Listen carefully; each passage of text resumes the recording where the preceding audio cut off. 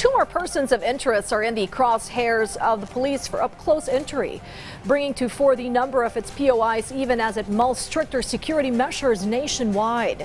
This as the country is poised to go under the highest security status next Friday. Our Patrick De Jesus tells us the entire story. Aside from 2 persons of interest, 2 other individuals are being investigated by the PNP who possibly served as lookout during the bombing in Mindanao State University in Marawi City, wherein 4 victims perished while more than 50 sustained injuries. This is based on the CCTV footage outside the school retrieved by the police. So we are looking for at least 4 persons po.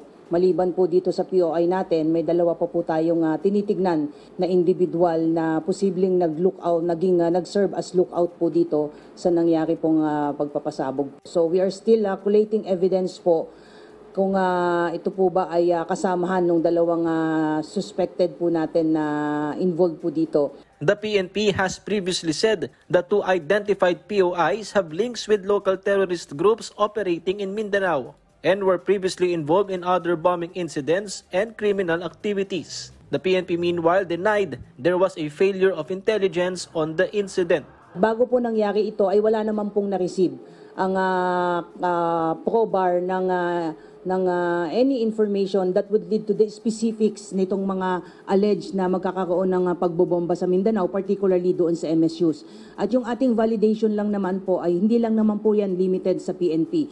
We are in close coordination palagi po, particularly sa Armed Forces of the Philippines, Philippine Coast Guards, and other law enforcement agencies. So as to the comment na may failure of intelligence, ma'am, ay wala naman po.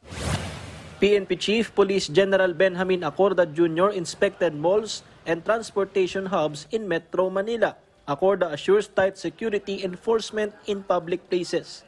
The PNP chief said that stricter security is normal, especially during the Yuletide season. Magiging busy naman ang mga malls and yung mga areas of convergence. So I just want to make it sure na yung ating kapulisan na yan dyan and the proper security measures at saka inspection is being done.